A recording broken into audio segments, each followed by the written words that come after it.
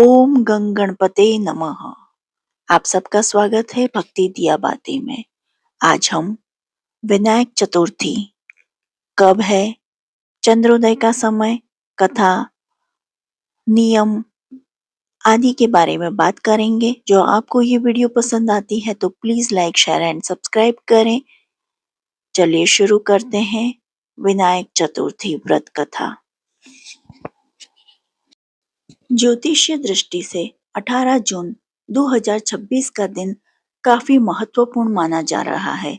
इस दिन शुक्ल पक्ष की चतुर्थी तिथि है जो शाम 7 बजे तक रहेगी। चतुर्थी तिथि भगवान गणेश को समर्पित होती है और इस दिन विनायक चतुर्थी का पर्व भी मनाया जाएगा। इसलिए गणपति बप्पा की पूजा अर्चना का विशेष महत्व है। मान्यता है कि इस दिन सच्चे मन से भगवान गणेश की आराधना करने से जीवन की बाधाएं दूर हो जाती हैं और सुख समृद्धि प्राप्त होती है। वहीं इस दिन गुरुवार पड़ने से इसका महत्व और बढ़ गया है। हिंदू धर्म में गुरुवार को भगवान विष्णु और देव गुरु बृहस्पति का दिन माना जाता है। यह दिन ज्ञान, धर्म, पूजा पाठ और आध्यात्मिक उन्नति के लिए शुभ माना जाता है। कई लोग इस दिन व्रत रखकर भगवान विष्णु की पूजा करते हैं और गुरु कृपा की कामना करते हैं। इस दिन सूर्योदय सुबह 5:09 पर और सूर्यास्त शाम 5:51 पर होगा। वहीं चंद्रमा का उदय सुबह 8:23 पर और चंद्रास्त रात 10:04 पर होगा। चंद्रमा का कर्क राशि में रहेगा जबकि सूर्य मिथुन राशि में स्थित है। ज्योतिष के अनुसार कर्क राशि में चंद्रमा का होना भावनाओं और पारिवारिक संबंधों को अधिक प्रभावशाली बनाता है। ऐसे में इस दिन लोग परिवार और घर गृहस्थी से जुड़े विषयों पर ज्यादा ध्यान दे सकते हैं। नक्षत्र की बात करें तो सुबह 11:34 तक पुष्य नक्षत्र रहेगा। पुष्य नक्षत्र को सबसे शुभ नक्षत्रों में गिना जाता है। धार्मिक कार्य, पूजा पाठ, खरीदारी और नए कार्यों की शुरुआत के लिए इसे अनुकूल माना जाता है। इसके बाद अगला नक्षत्र प्रभावी होगा। इस दिन व्याघात योग शाम 5:35 तक रहेगा। ज्योतिष शास्त्र में इस योग के दौरान महत्वपूर्ण निर्णय लेते समय सावधानी बरतने की सलाह दी जाती है। वहीं वणिजकरण सुबह 8:17 तक रहेगा जिससे व्यापार और आर्थिक लेन देन के लिए अच्छा माना जाता है। यदि शुभ मुहूर्त की बात करें तो इस दिन अभिजीत मुहूर्त सुबह 11:33 से दोपहर 12:27 तक रहेगा। यह समय किसी भी महत्वपूर्ण और शुभ कार्य की शुरुआत के लिए उत्तम माना जाता है। दूसरी ओर राहु काल दोपहर 1:43 से 3:26 तक रहेगा। इसके अलावा गुलिक काल सुबह 8:34 से 10:17 तक और यम घंट काल सुबह 5:09 से 6:51 तक रहेगा।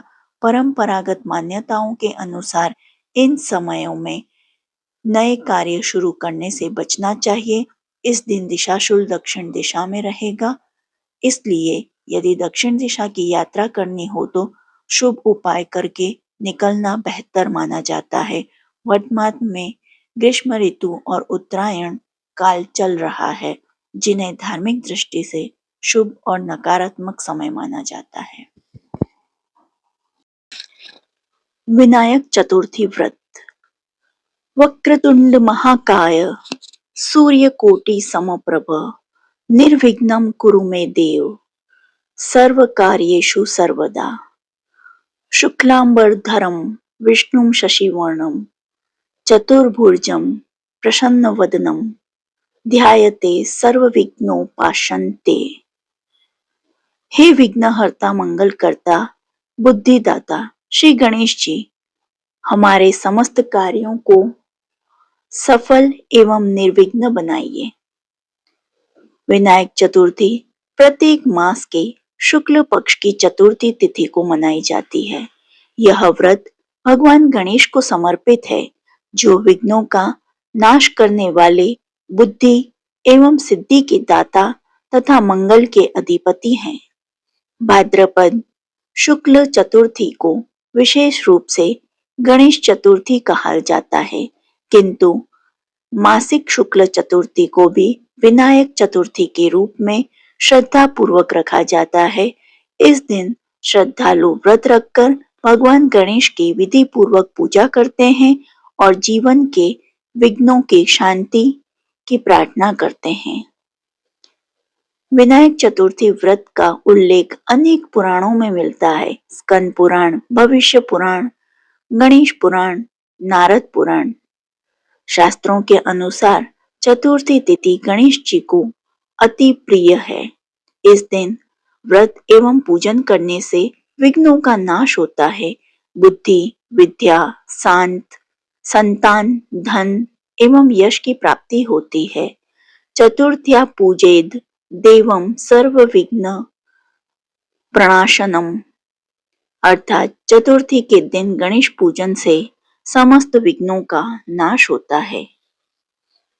पूजा विधि: प्रातः ब्रह्म मुहूर्त में उठें, स्नान कर स्वच्छ वस्त्र धारण करें, पूजा स्थान को शुद्ध करें, पूर्व या उत्तर दिशा की ओर मुख करके आसन ग्रहण करें, फिर संकल्प लें, मैं अमुक नाम, जो भी आपका नाम हो, जो आपका गोत्र हो, अमुक गोत्र, श्री गणेश जी की कृपा हेतु विनायक चतुर्थी व्रत कर रहा हूँ या कर रही हूँ। पूजन सामग्री: गणेश जी की मूर्ति, चित्र, दुर्वा 21 दिन के, मोदक, लड्डू कुछ भी, रोली, अक्षत, धूप, दीप, पुष्प, पंचामृत, नारियल, सुपारी, फल।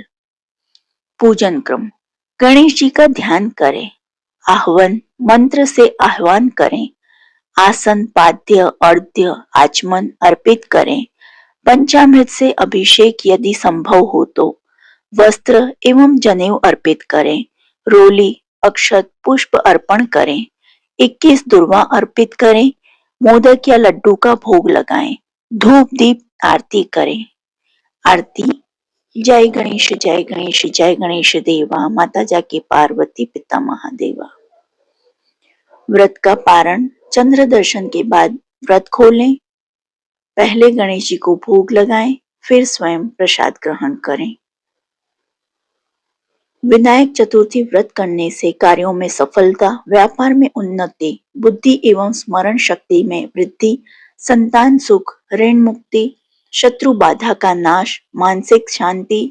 शास्त्र कहते हैं, विनायक व्रतम कुर्यात सर्व सिद्धि फल प्रदम। नियम: व्रत के दिन सात्विक भोजन करें, लहसुन प्याज का त्याग करें, असत्य भाषण से बचें, क्रोध एवं विवाद से दूर रहें, ब्रह्मचर्य का पालन करें, श्रद्धा एवं विश्वास बनाए रखें। यदि पूर्ण उपवास संभव न हो तो फलाहार करें। विनायक चतुर्थी व्रत कथा: भगवान श्री गणेश की महिमा अनंत और अपरंपार है। वे प्रथम पूज्य, विघ्नहर्ता, बुद्धिदाता और मंगल मूर्ति हैं। शास्त्रों में वर्णित है कि भाद्रपद शुक्ल पक्ष की चतुर्थी तिथि को माता पार्वती के गर्भ से नहीं, बल्कि उनके संकल्प और तपस्या से अद्भुत बालक का प्राकट्य हुआ, जो आगे चलकर समस्त देवताओं में अग्र पूज्य बने।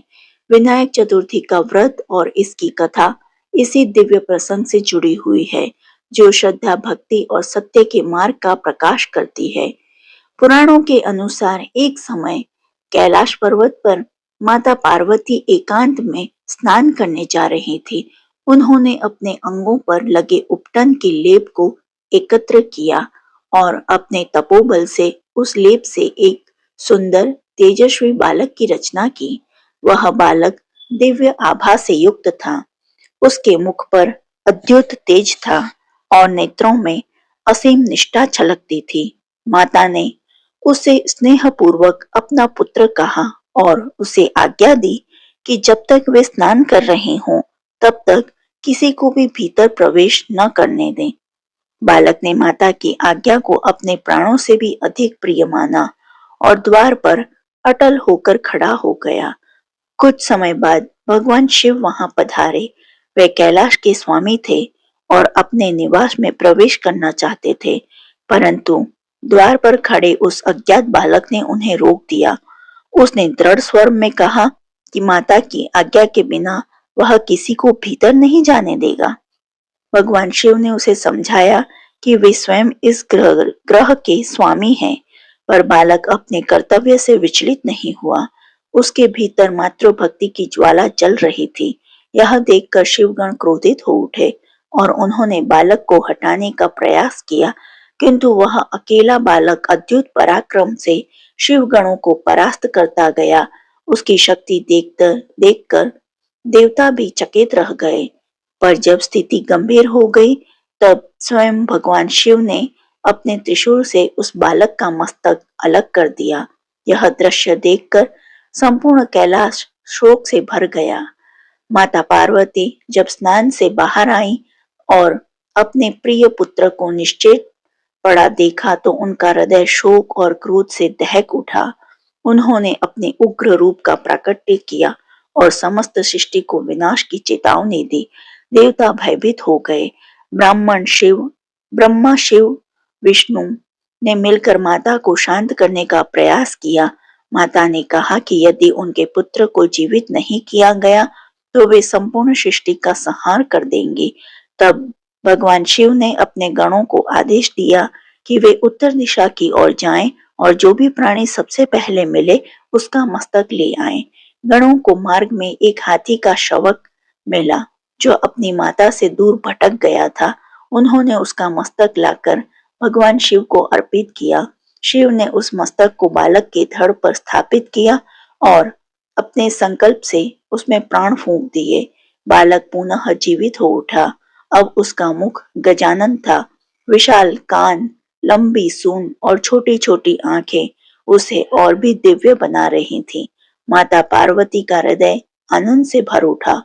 उन्होंने अपने पुत्र को अंक में भर लिया। भगवान शिव ने घोषणा की कि यह बालक अब से गणों का अधिपति होगा और समस्त देवताओं में अग्र पूज्य होगा। किसी भी शुभ कार्य से पहले इसकी पूजा अनिवार्य होगी। इसका नाम गणेश और विनायक होगा। विनायक अर्थात विघ्नों का नाश करने वाला। उस दिन भाद्रपद शुक्ल चतुर्थी थी। तभी से यह तिथि विनायक चतुर्थी के नाम से प्रसिद्ध हुई। एक अन्य प्रसंग में आता है कि एक बार देवताओं और ऋषियों ने भगवान शिव से पूछा कि संसार में विघ्नों से मुक्ति पाने का सरल उपाय क्या है। तब भगवान शिव ने कहा कि जो भी भाद्रपद शुक्ल चतुर्थी को श्रद्धा पूर्वक गणेश जी का स्मरण करेगा और उनकी कथा सुनेगा, उसके समस्त विघ्न दूर हो जाएंगे। इस प्रकार यह व्रत और कथा जनमानस में स्थापित हुई। एक समय की बात है, द्वापर युग में भगवान श्री कृष्ण के ऊपर श्यमंतक मणि चोरी का मिथ्या आरोप लगा। यह आरोप उनके लिए अत्यंत पीड़ादायक था। नारद मुनि ने उन्हें बताया कि भाद्रपद शुक्ल चतुर्थी के दिन चंद्रमा का दर्शन करने से झूठे आरोप का दोष लगता है। उस दिन चंद्रमा ने गणेश जी के रूप का उपहास किया था, जिसके कारण गणेश जी ने उसे श्राप दिया था कि जो भी इस तिथि को उसका दर्शन करेगा उसे कलंक लगेगा। श्री कृष्ण ने तब गणेश जी का व्रत किया और उनकी कथा सुनी। गणेश जी की कृपा से श्यमंतक मणि का रहस्य खुला और उनका कलंक दूर हुआ। इस प्रसंग से यह स्पष्ट होता है कि विनायक चतुर्थी की कथा सुनने और स्मरण करने से झूठे आरोप और दोष मिट जाते हैं। एक अन्य कथा में कहा जाता है कि प्राचीन काल में एक निर्धन ब्राह्मण था। वह अत्यंत दरिद्र था, किंतु हृदय से धर्मात्मा था। उसकी पत्नी भी पतिव्रता और सदाचारी थी। एक दिन एक संत ने उसे विनायक चतुर्थी के व्रत की महिमा बताई। ब्राह्मण ने श्रद्धा से उस दिन गणेश जी का स्मरण किया और उनकी कथा सुनी। धीरे धीरे उसके जीवन में परिवर्तन आने लगा। उसकी दरिद्रता दूर हुई, घर में सुख समृद्धि आई और उसे संतान सुख की प्राप्ति हुई। यह सब गणेश जी की कृपा से हुआ। इस प्रकार यह व्रत केवल आध्यात्मिक ही नहीं, सांसारिक सुख भी प्रदान करता है। एक और प्रसंग में वर्णन मिलता है कि एक बार भगवान शिव और माता पार्वती के बीच में यह चर्चा हुई कि दोनों में से श्रेष्ठ कौन है। उन्होंने अपने पुत्रों गणेश और कार्तिकेय की परीक्षा लेने का निश्चय किया। उन्होंने कहा कि जो पहले तीनों लोकों की परिक्रमा कर आएगा वही श्रेष्ठ कहलाएगा। कार्तिकेय अपने वाहन मयूर पर बैठकर तीव्र गति से निकल पड़े। गणेश जी ने विचार किया कि उनके लिए यह कार्य कठिन है क्योंकि उनका वाहन मूषक है। उन्होंने बुद्धि से काम लिया, अपने माता पिता की परिक्रमा कर ली। उन्होंने कहा कि माता पिता ही समस्त लोगों के समान हैं, उनकी परिक्रमा करना ही तीनों लोकों की परिक्रमा के समान है। यह सुनकर देवता भी चकित रह गए। शिव और पार्वती ने प्रसन्न होकर उन्हें विजयी घोषित किया। इस प्रसंग से गणेश जी की बुद्धि और विनायक रूप की महिमा प्रकट होती है। एक बार चंद्रमा ने गणेश जी का रूप का उपहास किया था। गणेश जी ने क्रोधित होकर उसे श्राप दिया कि वह कलंकित होगा और उसका तेज क्षीण हो जाएगा। चंद्रमा ने क्षमा मांगी। तब गणेश जी ने कहा कि मास में एक बार वह क्षीण होकर पुनः पूर्ण होगा। इस प्रकार चंद्रमा ने कला क्षय और वृद्धि का कारण भी गणेश जी से जुड़ा है। इस कथा से यह शिक्षा मिलती है कि अहंकार का फल सदैव दुखद होता है। प्राचीन काल में एक राजा था जो अत्यंत शक्तिशाली था, परंतु उसके राज्य में बार बार विघ्न उत्पन्न होते थे। कभी अकाल पड़ता, कभी महामारी फैलती। एक दिन एक महर्षि ने उसे विनायक चतुर्थी की कथा सुनाई और कहा कि वह श्रद्धा से गणेश जी का स्मरण करे। राजा ने श्रद्धा से कथा सुनी और गणेश जी की महिमा का गान किया। शीघ्र ही राज्य के संकट दूर होने लगे, प्रजा सुखी हुई और राज्य में शांति स्थापित हो गई। इस प्रकार शास्त्रों में विनायक चतुर्थी की कथा अनेक रूपों में वर्णित है, परंतु सभी कथाओं का एक सार है। भगवान गणेश की भक्ति से विघ्न दूर होते हैं, बुद्धि का प्रकाश होता है और जीवन में मंगल का उदय होता है। गणेश जी केवल देवताओं के ही नहीं, मनुष्यों के भी सहायक हैं। वे सरल भक्ति से प्रसन्न हो जाते हैं, अपने भक्तों की रक्षा करते हैं। जो भी श्रद्धा और विश्वास से विनायक चतुर्थी की कथा सुनता या सुनाता है, उसके जीवन में समस्त विघ्न शांत हो जाते हैं, दरिद्रता दूर हो जाती है, संतति सुख प्राप्त होता है और मन में स्थिरता आती है। यह कथा केवल एक धार्मिक अनुष्ठान नहीं, बल्कि जीवन का मार्गदर्शन है। यह हमें सिखाती है कि कर्तव्य के प्रति निष्ठा, माता पिता के प्रति श्रद्धा, अहंकार का त्याग और बुद्धि का सदुपयोग ही जीवन को सफल बनाते हैं। इस प्रकार विनायक चतुर्थी की यह पावन कथा शास्त्रों में वर्णित दिव्य प्रसंगों का समुच्चय है, जो भक्तों को धर्म, अर्थ, काम और मोक्ष चारों पुरुषार्थ प्रदान करती है। जो व्यक्ति श्रद्धा से इस कथा का श्रवण करता है, उसके जीवन में सदैव मंगल ही मंगल होता है और वह गणेश जी की कृपा का पात्र बनता है। ओम गंगणपते नमः। हे विघ्न विनाशक श्री गणेश जी, हमारे जीवन में सभी बाधाएं दूर करो, बुद्धि, विवेक और सद्मार्ग का आशीर्वाद दें। सर्वे भवन्तु सुखिनः, सर्वे सन्तु निरामय। विनायक चतुर्थी का यह पवित्र व्रत श्रद्धा और नियम पूर्वक करने से जीवन में मंगल ही मंगल होता है।